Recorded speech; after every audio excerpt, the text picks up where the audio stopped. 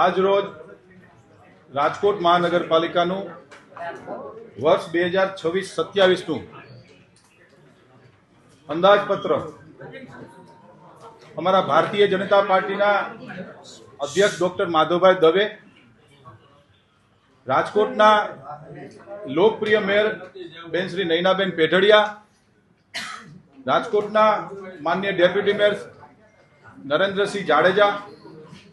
માનનીય નેતા શ્રી લીલુબેન જાદવ, માનનીય દંડક શ્રી મનીષભાઈ રાડિયા અને સ્ટેન્ડિંગ કમિટીના સૌ સભ્યો દ્વારા માનનીય મ્યુનિસિપલ કમિશનર શ્રી તુષાર સુમેરાજીએ જે બજેટ અમને સોંપ્યું હતું, આ બજેટ ઉપર સ્ટેન્ડિંગ કમિટીના સૌ સભ્યો દ્વારા બજેટની ચર્ચાના અંતે જે માનનીય કમિશનર શ્રીએ જે 95 કરોડના જે કરબોજ મૂક્યો હતો,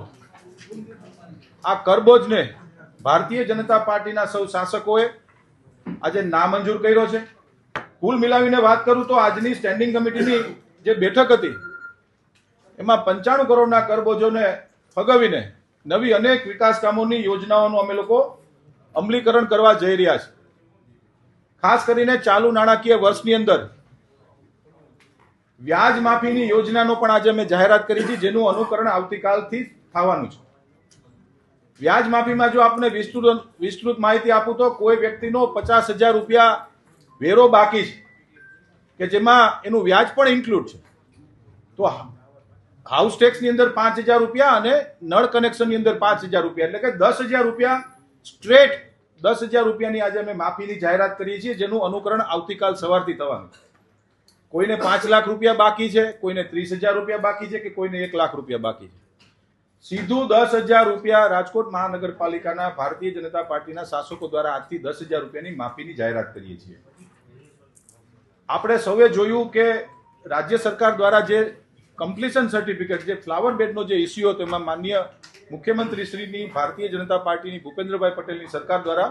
ખાસ કિસ્સામાં જે રાજકોટ મહાનગરના જે બિલ્ડરોને કમ્પ્લીશન સર્ટિફિકેટ આપવાની જે યોજના હતી, આ યોજનાની અંદર જે દરો નક્કી કર્યા હતા, બિલ્ડરો એસોસિએશનની ક્રેડાઈની પણ રજૂઆત હતી કે આ દર અમારે એક સાથે જે ભરવા પડે છે એ અમારાથી ભરાતા નથી. એટલે સ્ટેન્ડિંગ કમિટીના સભ્યો, માનનીય મેયરશ્રી, માનનીય અમારા ભાજપના અધ્યક્ષશ્રી આ નિર્ણય આજે લઈએ છીએ કે નવા નાણાકીય વર્ષથી કોઈ પણ બિલ્ડરને જે કોઈ પણ એમનો ભરવાપાત્ર રાજકોટ મહાનગરપાલિકામાં જે ભરવાપાત્ર રકમ છે, આ રકમમાં 50 લાખ રૂપિયા સુધીની રકમ હશે તો એને ચેકથી આપવાના રહેશે. 50 લાખ રૂપિયાથી ઉપર જેટલી પણ રકમ હશે, કોઈને 1 કરોડ ભરવાના હશે તો એના 3 મહિનાના 4 હપ્તા,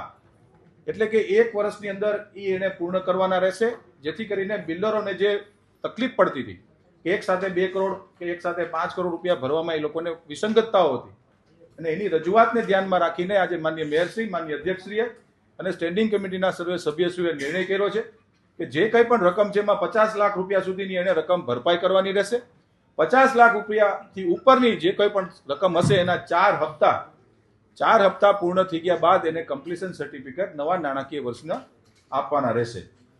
યોજના નંબર 3, રેસકોર્સ સંકુલનું બ્યુટિફિકેશન સાથે નવીનીકરણ. રાજકોટ શહેરનું આપણું હૃદય સમૂહ રેસકોર્સ છે. લાસ્ટ યરમાં પણ આપણે યોજનાઓ લઈ આવ્યા હતા. રેસકોર્સની અંદર બ્યુટિફિકેશનની સાથે સાથીઓ, ગુજરાતનો સૌપ્રથમ આપણે દિવ્યાંગ પાર્ક બનાવવા જઈ રહ્યા છીએ. ડોક્ટર શ્યામા પ્રસાદ મુખર્જી આર્ટ ગેલેરીની બાજુમાં જે કલ્પના ચાવલા મહિલા ગાર્ડન પાસે જમણા હાથ ઉપરનો જે બગીચો, ત્યાં આપણે રાજકોટમાં પ્રથમ વખત દિવ્યાંગો માટે